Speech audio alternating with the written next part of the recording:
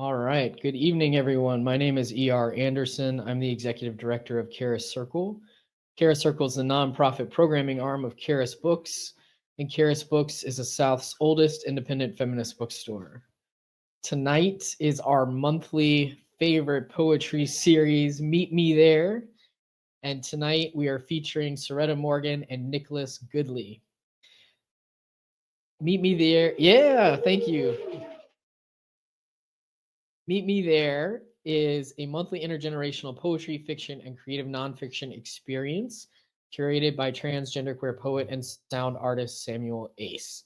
Writers exploring genre and gender boundaries are a special focus of this series.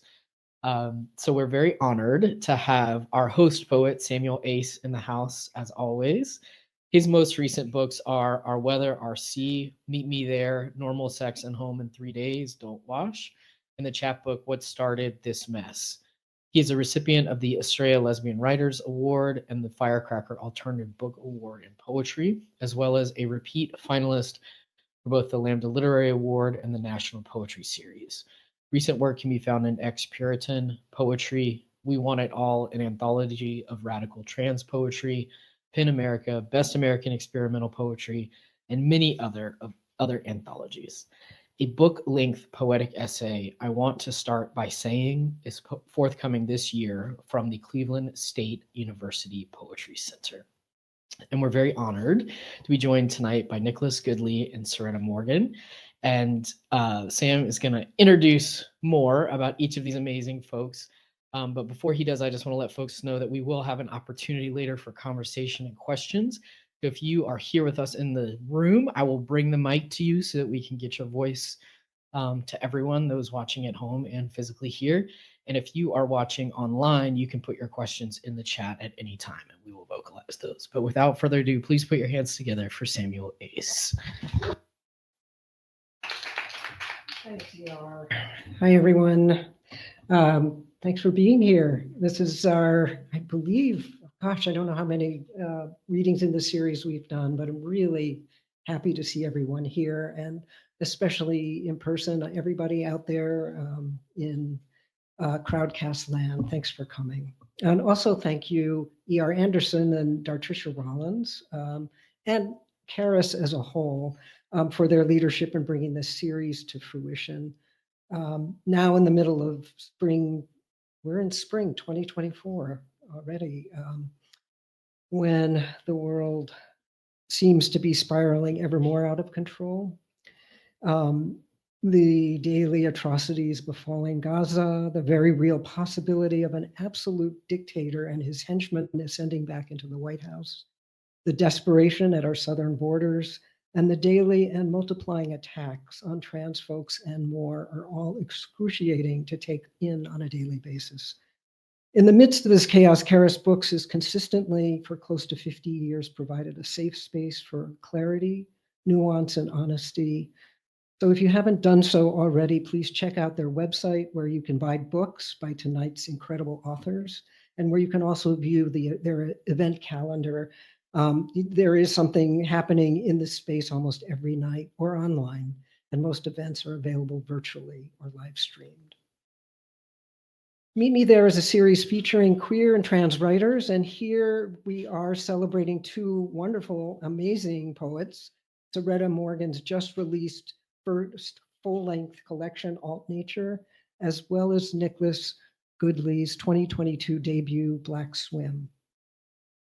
In my last introduction for the series, I asked the question, what is a writer's life in this time of horror, when images of children buried in rubble, victims of rape, of indiscriminate murder are front and center in our visual reality? And tonight we will hear again from two poets whose work begins to answer this question. And I think I'll introduce them both at the front here and just let them. First, Nicholas Goodley. I'll let you read his bio, which is online and quite wonderful and accomplished. But I wanted to read this first. Quote, should I seduce him again? Should I seduce him with nakedness? I have no shame about the body. That's what Mama used to say. Don't be shamed about the body the good Lord gave you. It's perfect, just the way it is.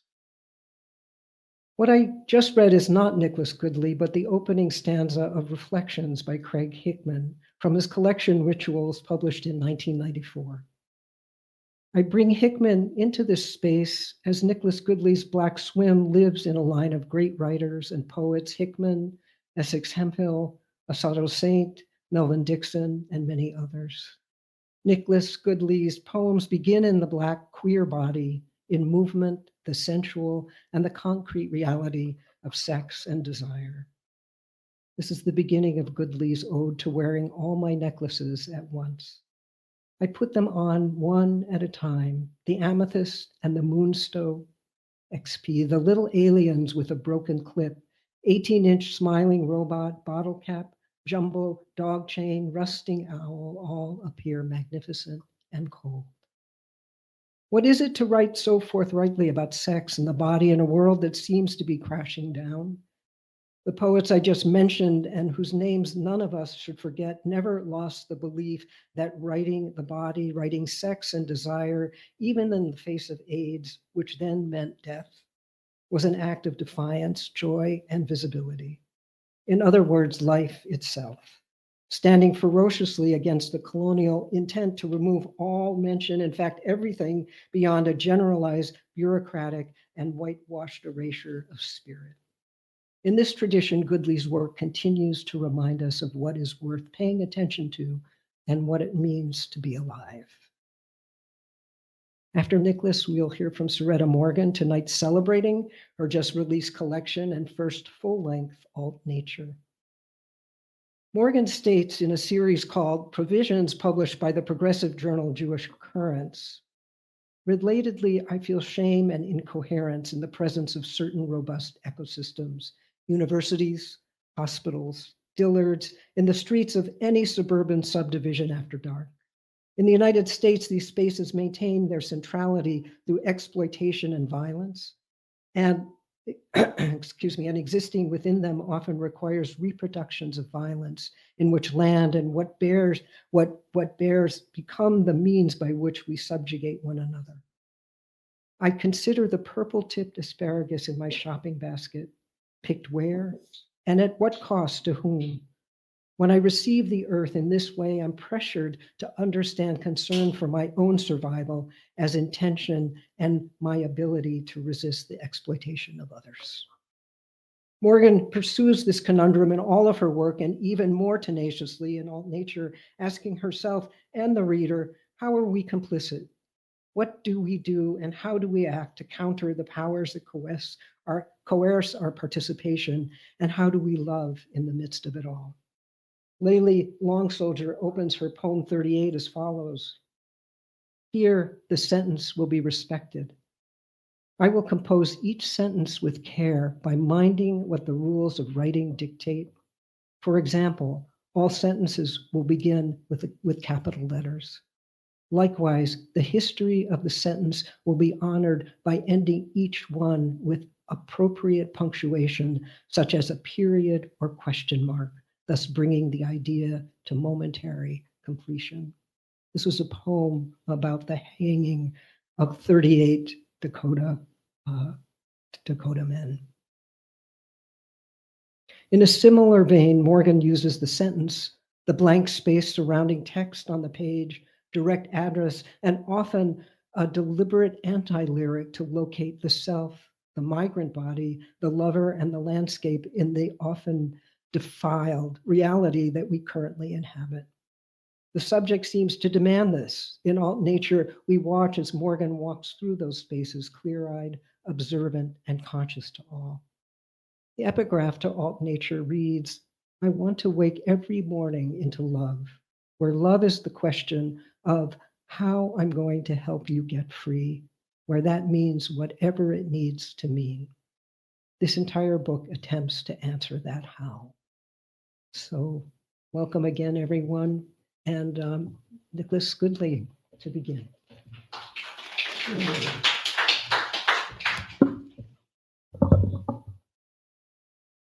Thank you. That was a beautiful introduction. Thank you. My name is Nicholas Goodley. I'm going to be reading some poems from Black Swim, and I'm also going to try out some new stuff because I'm in Atlanta. That's my home. That's where you try things. This first one is from Black Swim. It's called My Black Spell. I breastfed one hunger after another. Fear me. I know the weight of playthings, the trampoline in the crawl space. Our family lost an older sister. I am fearless, subtle, phoenix older child. There was a time I could bite and crack into pink jawbreaker, fuck my mouth up into red ants, and explain the blood in my gums away. I've got muscle and am articulate, forged from the hurt parts of the ground. Domestic life was child's play, breaking a bone at a time, all fun and games, lives in my hands. I could do so much with miniatures.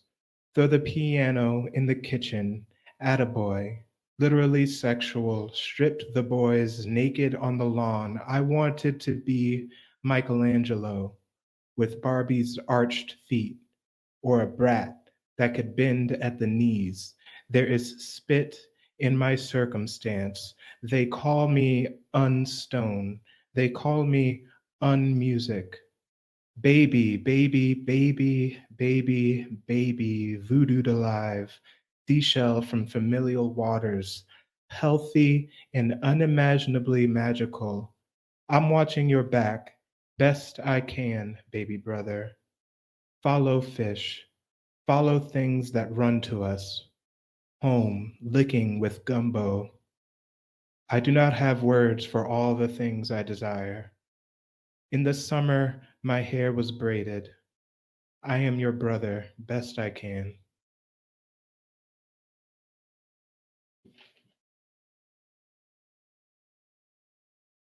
This is a new one I like to try out. It's called Communication Breakdown, and it has an epigraph from Shakespeare's Titus Andronicus. Why dost thou laugh? It fits not with this hour.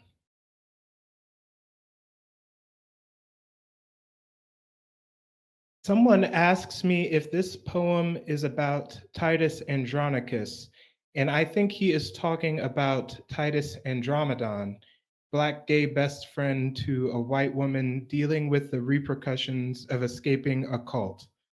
Andronicus's daughter cuts her own tongue out of her head. I know what that's like. There's no right way to deal with trauma. When Andronicus's daughter shows him her tongue, the next line of dialogue is ha, ha, ha. The historians debate what that could mean. If Titus is actually laughing, or if this is all he has the capacity to say, at the absence of her tongue, he produces 3 tufts of fur, 3 breathy fawns, ha, ha, ha, out of his mouth. He sees only a mouth with no tools inside of it. He can only look at it and utter 3 black hummingbirds, can only start language over again, only take sound back to the drawing board. Ha, at least the vocal cords react. At least it does something. It is his tongue instinctually putting itself in her place. His tongue escapes through the back of his throat, and ha, just like that, 3 times. Or is it funny in a way funerals are funny, like how you can't just sit there and do nothing when the choir leader butchers Amazing Grace? His voice cracks at how sweet the sound that saves, and even though it looks like no one is taking our little cousin's funeral seriously, we let it slide. We can't help letting a thing like that out of our mouths to get it out before it chokes us. Titus Burgess plays Titus Andromedon, 1 letter removed. He describes his role, the theatrical everyman. He is big and dark, bald as me, plays the unapologetic, effeminate, The seeker of unbridled fame, he is every minority's dream role. It is a minor dream, an enormous blessing with golden handcuffs. He works hard to make his character appear without any labor, the constant rehearsal of the unpracticed. How difficult it is to convince someone you are not what they have seen you do, to keep the audience engaged. Burgess is a writer looking for his treasured tongue. A headline dubs him the author and finisher of his own fate. I too have an oral fixation. I misspeak often. Another friend asks if there is a place I'd love to call home one day, and I think she means a home for me, but what she means is a home for my poems. Yet I think the answer is the same. It is in the hands of my people, where the tongues have been running away to all this time.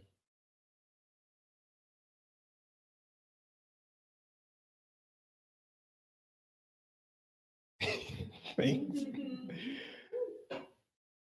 All right, this next one's called Attitude.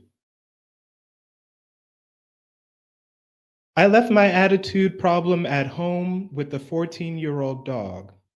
I got a new attitude on the plane. I rolled my eyes, and it wasn't a problem. It was easy. The stewardess with the pearls swinging across her chest, she served attitude on a tray table, poured some bad in my cup, mixed in with the ginger ale. The aircraft got off the ground on attitude like jet fuel. I arrive at my destination with some bite left in me. Someone has to say the obvious thing. You have to take yourself everywhere. My brother wears a ring that changes color with his attitude. My new attitude swallowed my old attitude. When I want to be a different person, I buy a new ring. I pick up one with the smartest mouth and play with it like an attitude. This attitude right now has my mama's hips on it. My waistline is a bad number.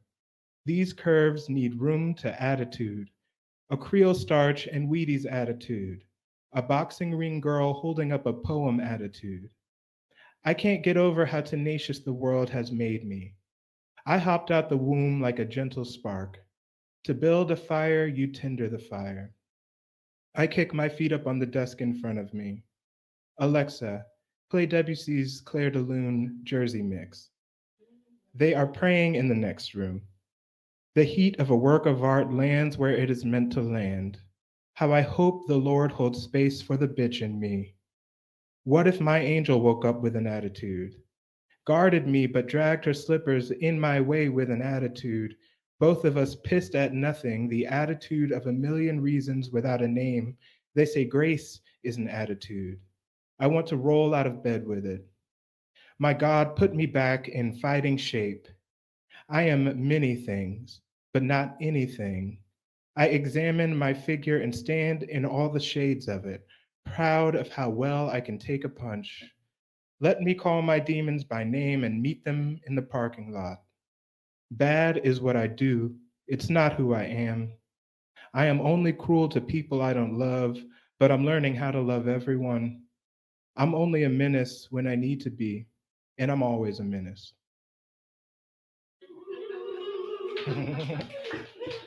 That's my little sassy poem.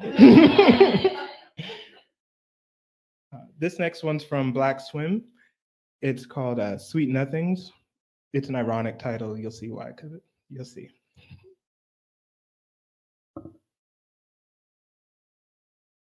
You look so strong. You're so lucky. You guys don't even have to work out. I bet you don't even try for that body. Is it true what they say about you guys? I bet you would wear me out. Damn that ass. You gotta be mixed with something. Nice ass. Y'all all got those big asses. Hey, hey.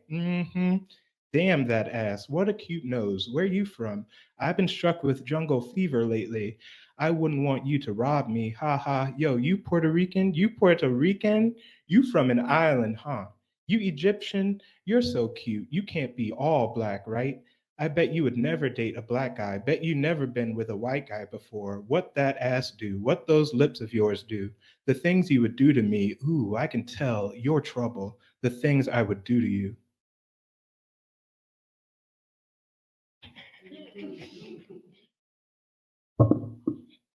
All right, this next one is like a love letter to queer people. It's called Legendary Children.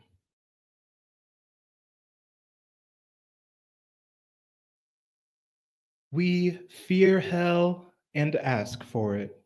We self taught.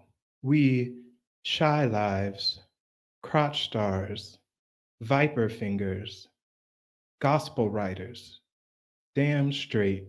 We are charmed, high on the light of the mirror, we arresting. No horns or veil, divine apple, we cocky golden fruit, forbidden flavors of heaven, we intrigue. A painting of knives, spectacular, inadequate, top and bottom lips. We leave holes in walls like huge mice.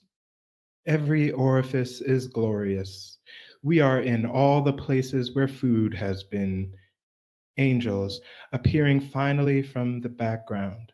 The threshold blasted open by our trumpets and tambourines. We are made of ice and bubblegum, bronze sculptures in the wake of a biblical dawn.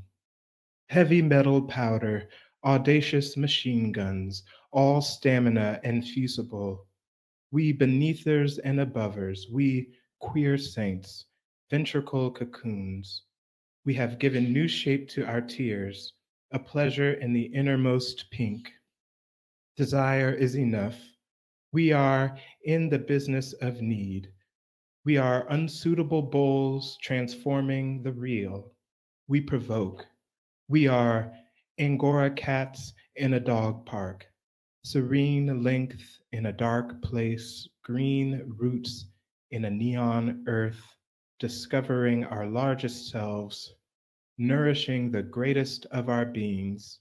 We are undoing a wound, victims of hailstorm. We raise beasts, nurse birds, air gulpers, seed swallowers. We are condemned waterfalls, spiritual fluids rushing into an orgy of waters.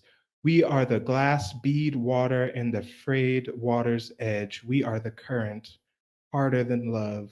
We are more everywhere than wildflower. We are blue white mountains. What is the wind? A direction to run toward. We are the heirs of higher ground. We make utopias of each other.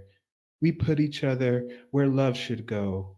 Our power is magic, a reflection of God. We have tasted Lot's wife. She was delicious. It is one thing to have it, and another to let you have it. And this is my last one, also from Black Swim. It's called Evening Prayer.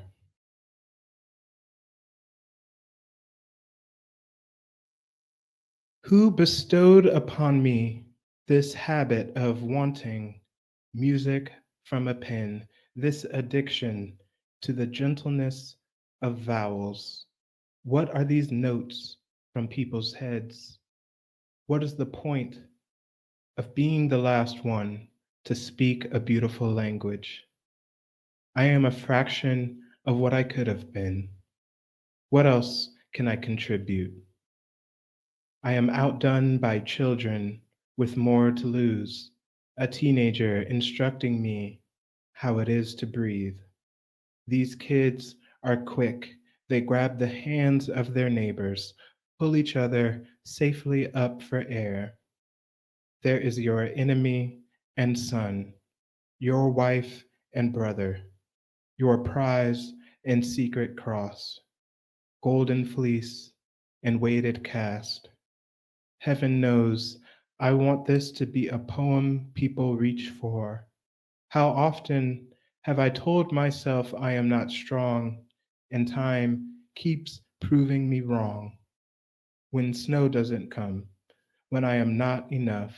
Let me do the right thing and make a rope of words. Let it begin with me. Even now, there is richness beyond belief. Vulnerable warrior, what risk is there? We who already die in so many places, this not even the worst of them. No one line is revolutionary. No one word ever is. I am grateful for not dying yet. I inhale what is in front of me. Everything is changing. Young hearts, any love I can describe for you does not suffice, but you are worth my every effort. One day you will know love like this and write it better than me. Thank y'all so much. Next up is Saretta Morgan.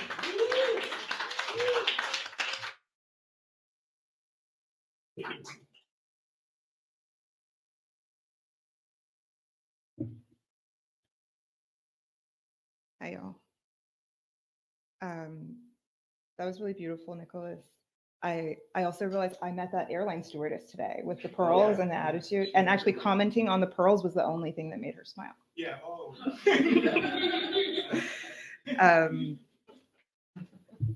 Earlier today, I was looking through my phone and I realized I have a picture of Sam from 1984, 3 years before the year of my birth, laid out in the Lesbian Her Story archives over huge bags of mail, the huge, ginormous canvas bags that it took to send out a newsletter, which I share to say that it's been many decades of Sam doing the labor required to foster queer connections and make spaces for people to connect. So thank you for tonight, and thank you for this series, and thank you for many, many years of work. I'm about to read y'all, I promise. But first I want to say one more thing, which is that 50% of the proceeds from Alt Nature go to No More Deaths, which is a humanitarian aid organization that I did a lot of work with while I was writing the book. And if you want to bypass the book and just give to the organization, I printed these cards. They're up at the front, and also someone's going to put the information in the crowdcast as well. That's No More Deaths Phoenix, and every dollar counts. All right. Actually, I'm going to start with the epigraph, which Sam shared. I want to wake every morning into love, where love is the question of how I'm going to help you get free, where that means whatever it needs to mean. And beneath that, I've written a second epigraph that's just for myself, but it echoes another one of the questions that Sam noted during part of their introduction of the event. It's taken from an essay from the writer Fargo Baki.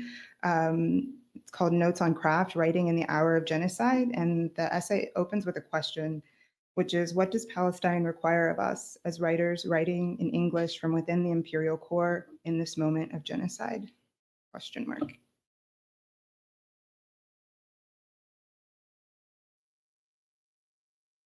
First, with a statement from Aimé Césaire. We had very good reason to believe that the authorities were lying, were not omnipresent, which meant the authorities would at some moment arrive.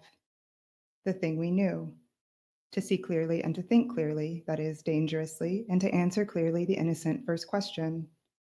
And still, we carried concealed on the highways. We hushed the horses' mouths. We put our heads to the horses' mouths so we wouldn't be lonely. Alt Nature has several long poems in it, and I'm going to read the first one, which is a love poem that I wrote over the course of 5 years. And as many queer love things do, by that time the relationship was over. So it became more of a poem about me thinking about a lot of the things that make it difficult to practice queer love and to receive that from another person. Earthlight. Now, in coming between one desert and another, I recognize the edges parting and clear. I dip my hand into the bath over your hair. I ask you not to shave. I ask, open the error, and skin blades open the river, and your great eye opens over a ruined field. From here, geography extends a labored pulse. More music, palmed casings. This love story, a horse still drunk from war, where I am the incredible absence of her jaw. A soft pink gaining. You say, dearth is no name for a horse. Here, how she rises from every pussing wound. The officers gouge jasper eyes from the mud. I love you. Dearth, irrational, makes empty the valley.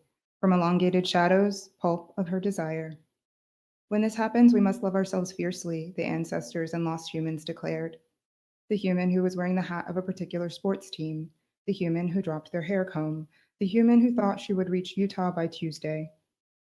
Only deserts witness the slow and complete life of water, a story of chassis and foraged box springs. The one sound offered, wandering night without horizon, each exceeds its genre while remaining truly intact. This epic has no hero but flesh, which defies imagination. The carry-on large bird sphere ambulant and calling your name. Foregrounding in comments for what hinges beyond a thorough wound. Likely to suffer, my gift stumbles wrapped with sores. Bring me the officer's music. Bring me the landscape gouged from your eyes.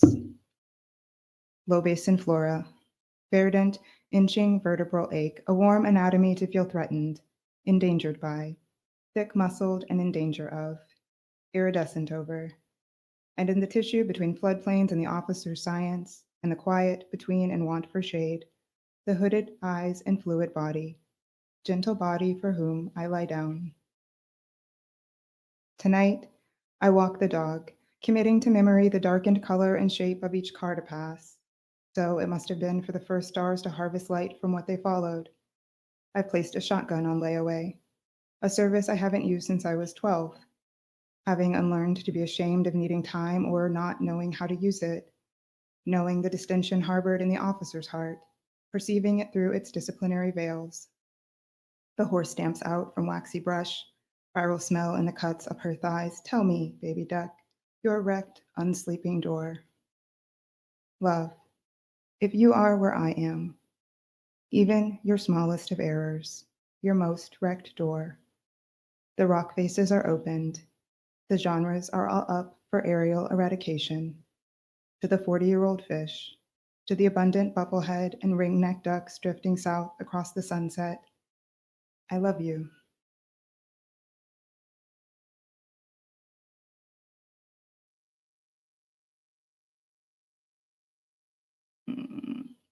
Okay, so this poem occurs in 5 sections over the course of the book, and I'll start with this first one, and I'll probably read a couple others.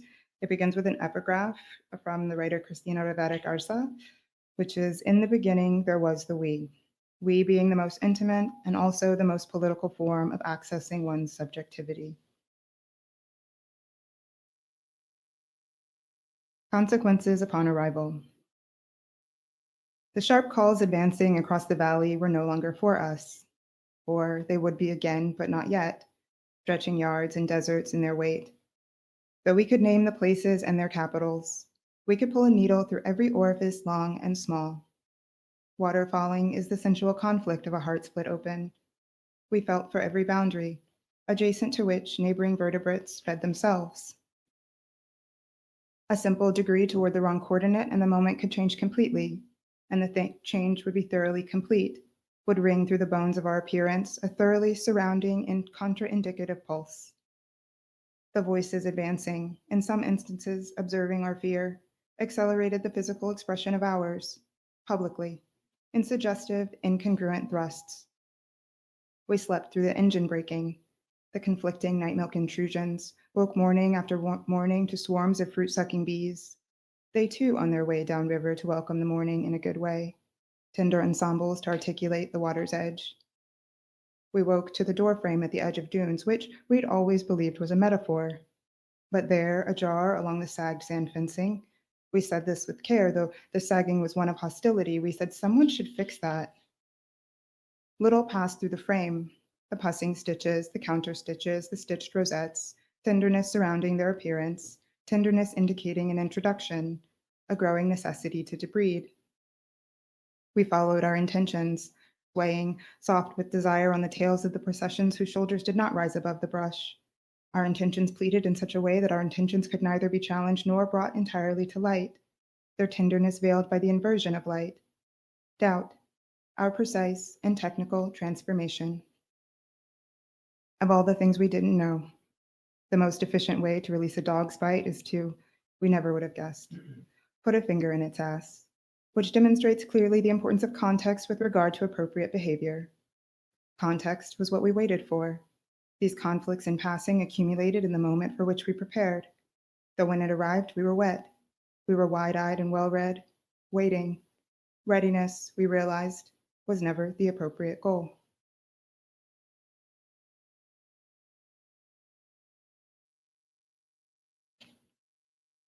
Consequences upon arrival. We woke into the morning undressed, every thought washed of color and their chains rusted over. Wind howled and fell and whispered beneath the brush, and we with it, bottoming on purpose. But that was not our gift.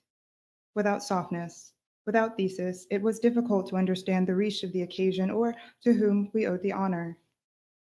Our only meaningful thought flooded crevices of pain, pain that was simple, fundamental as the air before rain. The circumstances formed around our suffering decayed from the point of initiation inward. This, so abandonment became common.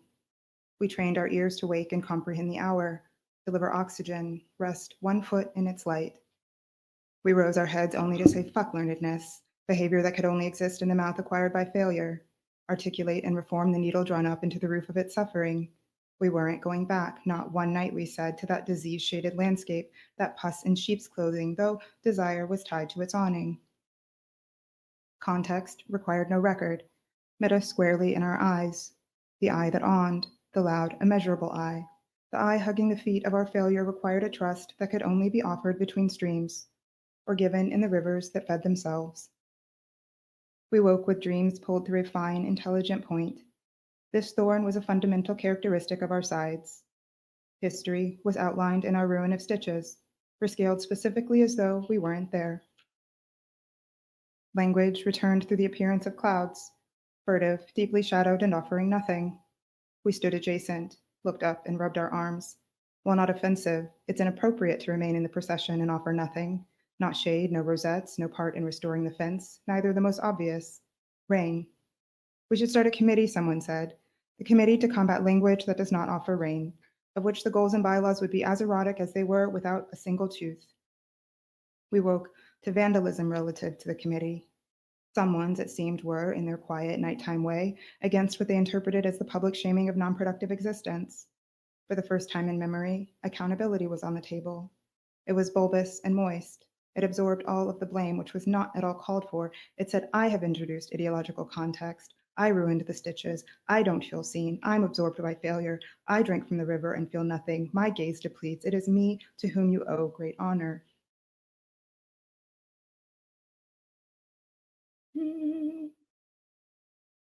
Actually, so I have family in the house tonight, my little sister and family friend Courtney. Thank you both for being here.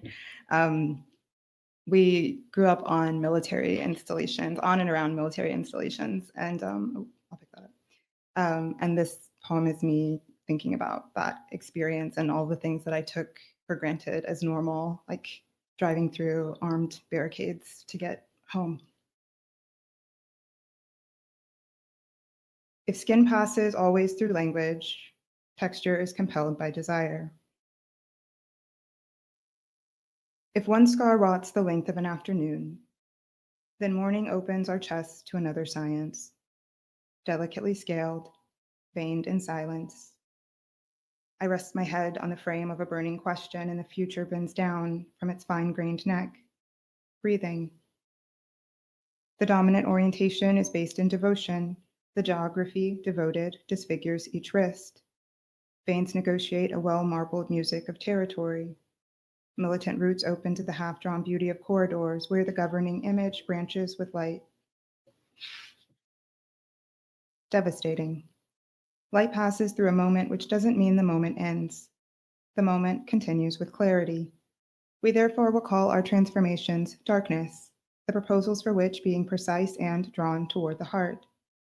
I release a trigger and rounds emerge, pale wounds from the berm. Even this sound our valley impresses, even the futures of thorned perennials bend. Always underneath it, I want language for what the government did to my body. The officers watched lengths of our street. Our legs were barely covered, our streets closed and open to frame the process of intimate regard, arousing, delicately lobed, bare repulsion blossoming anything you might ask for. We studied the houses from their ugly numbered orifices, the same in Panama, Kentucky, as no contractor ever had another idea. Hypothetically, I raised my hand. A bruise withdrawn from the door, jammed with heat of a particular style forced open. Devastating. The hanging weight. Concerts of landlessness rehearsed in lesioned blooms, their fruit never fully introduced. Listen to the territory open the bright, hot door. Daily, we waited at the barricaded roads, the tinted glass of half-drawn windows, having always to be reminded, if you don't stop smiling, I swear. We watched for the forms through which understanding passed, proxy to the conditions from which it emerged, drawing intelligence. Such a simple thing. Every story holds a collective body, amorously or otherwise. The name lost arrives under the knees of an idea. No, we're going to do it this way. We're going to fill our lungs up with the darkest juice, walking to the corner store on behalf of so-and-so, drenched in possibility, we shaded our curious faces. The increasing aftermath of repulsion is arrival, is a third-party contract and every nigga left holding the bag. One impression restrained, another will assume the terminal point. When we reference this hour, it holds no reward, nor does it face away. The fibrous connective tissue mounts. Our eyes nearly covered, our legs cold, we woke with the straightforwardness of being Black regardless of what happened after. The order's warm, retching fever of it is how scale emerges. If a sentence passes always through landscape, and that landscape is not vacant, texture by this sentence forms a discursive core. Psychologically, physiologically, this scar along my thigh, and from being broken, a science, this murderous clarity we cannot withstand. Listen, how the officers have paused for the territory to arrive. The darker the berry, the longer there is to wait.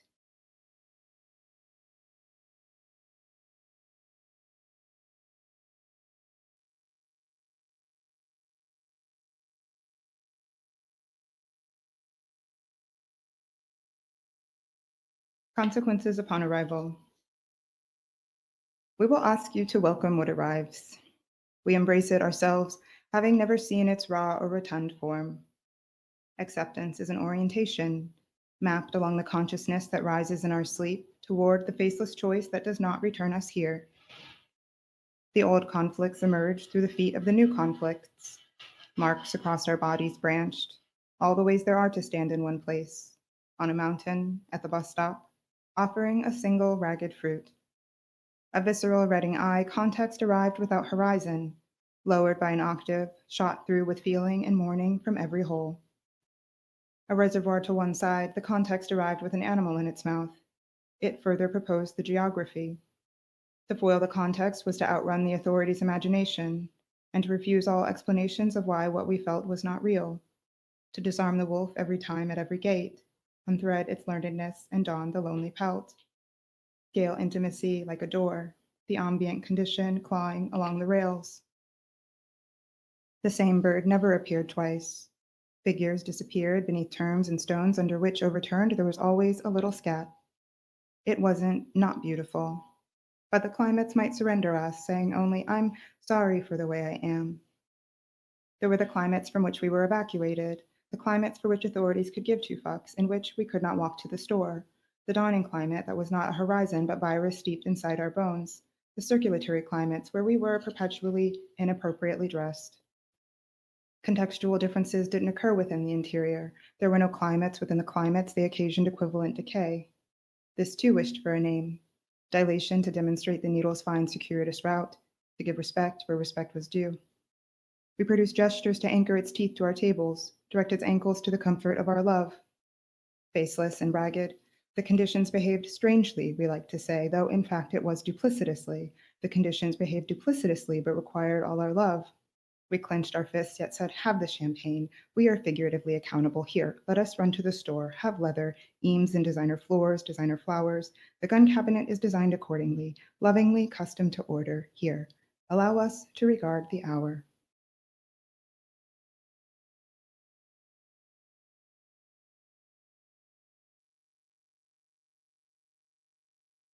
I'm going to read 3 more. So, and there were many earlier versions of this book, but 1 or 2 of them were really research heavy, and most of that information went away, but some of it lives still in this poem. Dominant orientation lights a corridor wide as Mexico's northern border.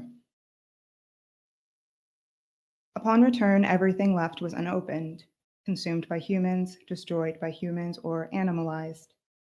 One hopes the bees, hiving, dying in foul-smelling clumps, are not Africanized. The increasing aftermath of invasion. The wounds, amber overtaken, near lovely in the morning.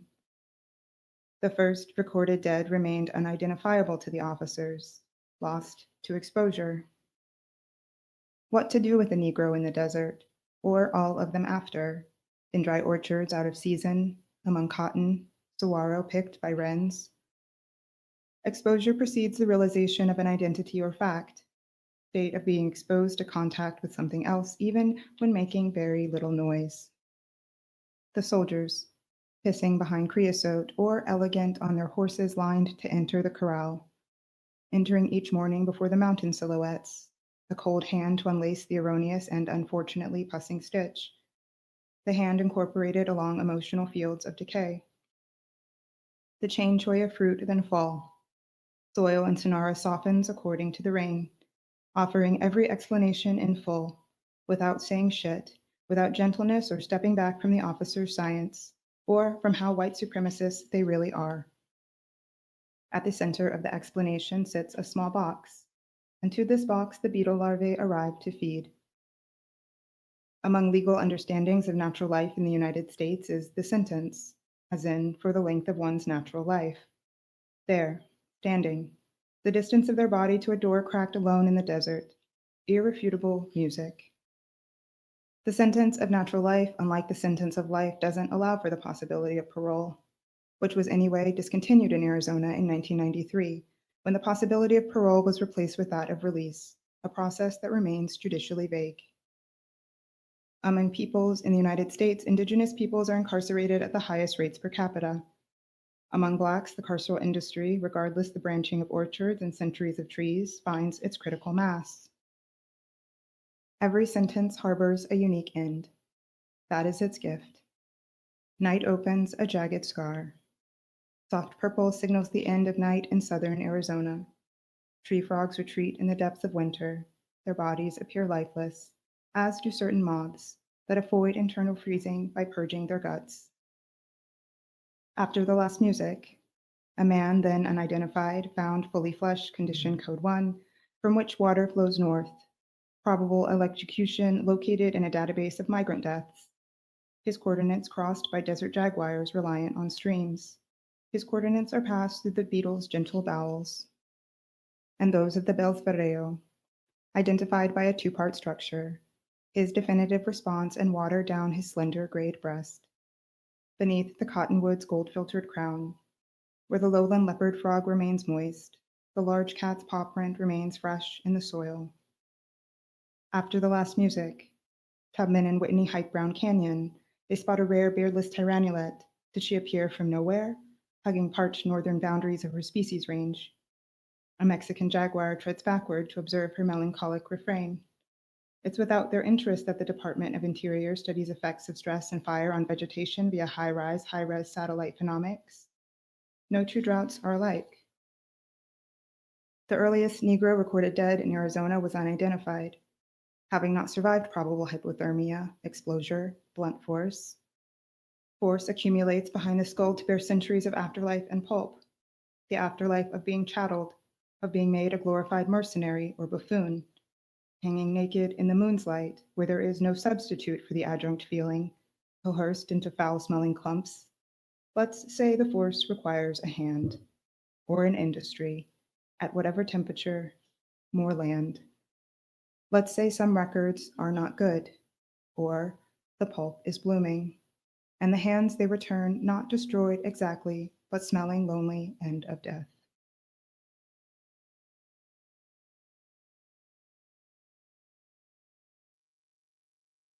I'm going to read a happy poem.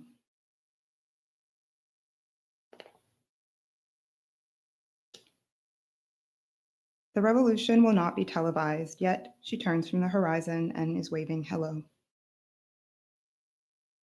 What rises first in the wilderness internal to love? Coming upon a cop vehicle on fire. The question is where to linger, when to return my eyes. In light of the most beautiful horizon, sleeping with heat by your side, position everything always the same way. The Glock, the cock, the pillow spray in well-spaced formation, always the same order. The key is to continue with clarity. I stay ready, so I don't never got to get ready, an old friend would say. But he was talking about film, visual aesthetics. Here, the bewildered underlying. Every light on but all the rooms. I don't never keep. I don't never quickly. I say, what is it that arrives in you? Progressive muscle relaxation, then I just. Another worn penny for the sex that doesn't come. Another mountainside of desert poppies. Gorged slope of the future that won't return and is indiscernible from the center of my hand. And when I get out of bed, the air conditioner still isn't working, and Mingus on vinyl and I demonstrating how to best scramble soft eggs.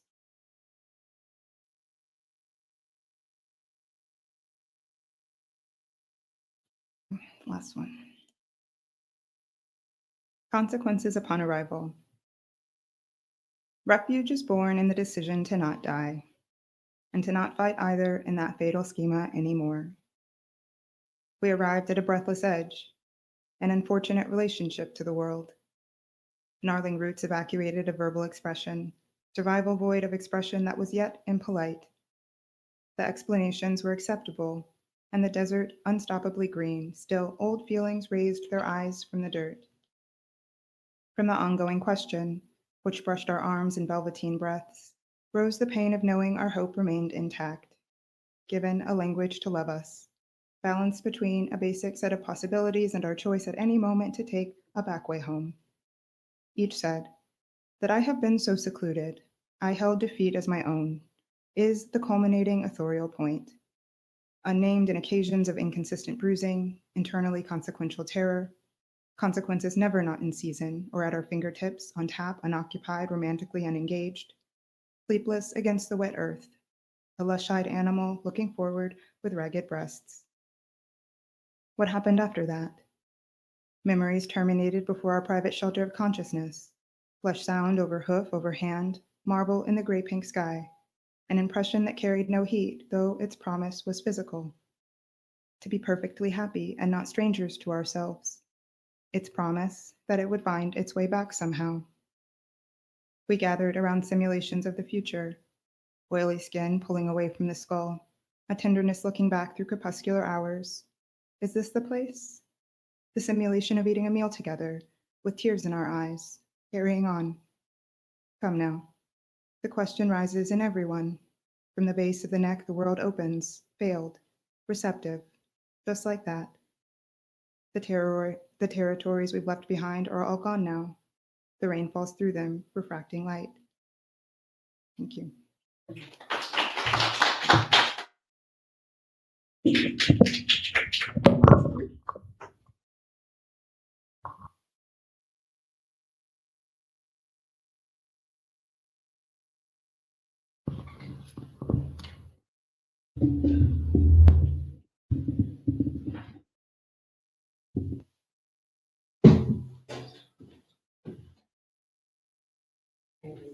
Oh my God. Oh. So extraordinary. Thank you. Nicholas, thank you, Saretta. Have just a little time left in the evening. Is there anybody here who has any that they'd like in person to be answered?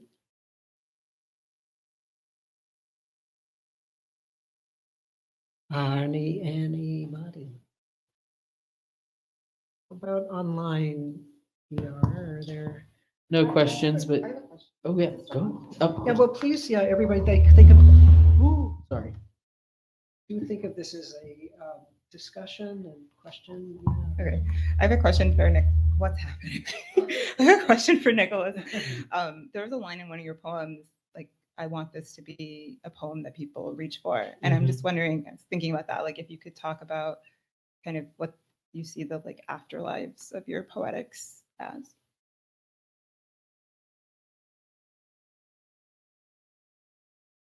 Well, I think that makes me think of like what's the reason for me for writing in the first place? Like, what am I trying to share? And I feel like through poetry, I'm exploring myself first and foremost, but I'm trying to offer uh, ways for people to see themselves in this new light, especially people like me who don't usually see their voices represented or don't usually like see themselves expressed in this way. Like through my own journey of self-exploration and self-expression, can I like give people this other option of what their lives could, of how they could interpret their own lives?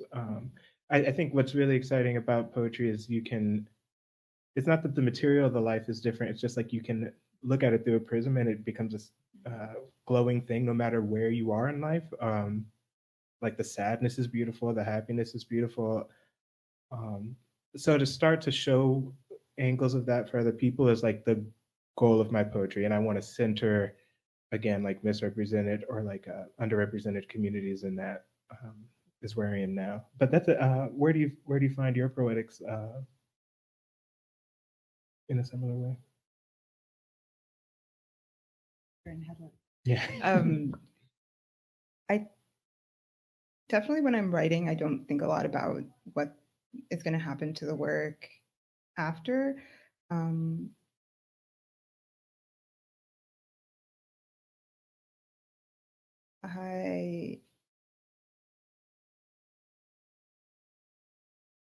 think there's something about, I don't know how to answer the question, but what I can say is that I feel like there's something about reading that I'm really interested in. And I think that what I want is to offer people like new experiences of reading, like regardless of what the content or the subject is. I know that when I think about like my own experience with books, like historically is not a very happy one. And I felt like a lot of literature was like not accessible to me or not approachable, but now I look back and think like, oh, I was just trained to read in a really narrow way. And so I think about writing that just creates like a broader landscape for the experience of reading.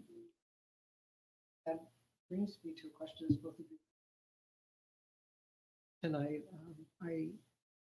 hadn't thought about asking this, but who are you reading now? Who at this moment, I know that changes over time, certainly has for me. Who's exciting you right now? Who's figuring into reading and writing?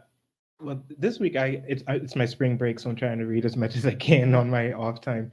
But I got to read Courtney Taylor's Concentrate, and I think you really like it because there's a lot of like research-based material interpreted as poetry, and I think listening to you and especially your explanation, like how do I give facts in a way that's like accessible emotionally for people and like a new access into something culturally important. So Courtney Faye Taylor's book does that. Ariel Marie's Gumbo Yaya I just finished. It's incredible. So reading a lot of Black women, it feels important to do, and they're killing it. So it's really, really exciting. We are. It really is incredible. Like, this is where it's at. So I would encourage people to read more of that. But what are you reading? Well, first I want to say, Courtney told me to tell you hi. Yay! She's gone because it's spring break this week. Uh-huh. But who am I reading right now? So I think more than any individual person, I think right now the like kind of area of literature that I'm interested in is people who are writing about land and about relationships with the earth in ways that kind of simultaneously undo like the naturalized connections between like land and state that we have. So a lot of indigenous writers, a lot of anti-imperialist writers. Yeah.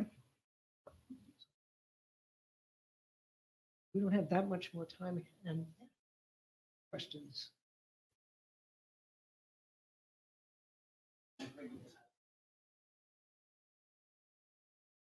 I have a question about language and landscape for both of you. And I mean landscape in sort of the broadest sense, whether that's through relationships or through actually like a kind of topography. What is the relationship between writing and I think like in your poetry, Saretta, like texture? And what is it, I always think about this difference between discursivity and poetics. And I'm interested in sort of this relationship between making language or making poetry and sort of understanding the landscape. They sort of seem to happen in tandem. So I'm wondering if you guys could talk about that.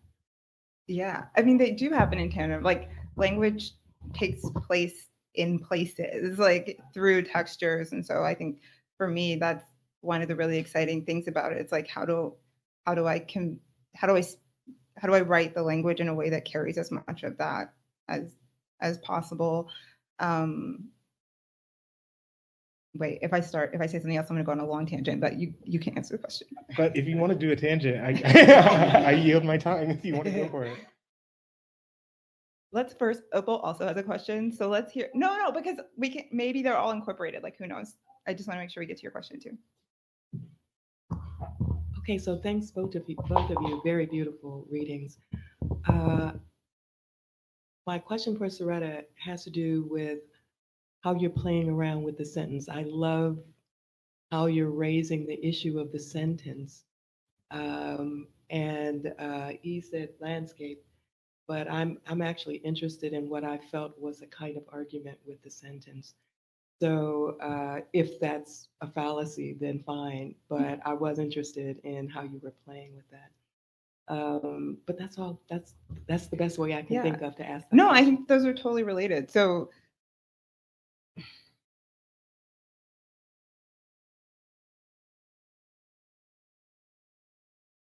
I mean, I feel like I'm interested in like allowing this sentence to absorb or like kind of like press out as much as possible, like depending on the context. But something I think about a lot when I'm writing is like respecting the sentence and respecting the language as it occurs and not trying to like shape it into something that looks better on the page or something that sounds better. Like I feel like a way that form often gets used in poetry is to like absorb roughness. Like even if you have like a sonnet tells you like where the question occurs, like where the resolution recurs, where the turn happens. So all these ways that form kind of I think reduces like the necessity of people to actually think about the words that they're saying. And so for me, like kind of like not thinking about sentences and form in that way and just like allowing the language to like do what it does and needs to do. Yeah, that's something that I think about.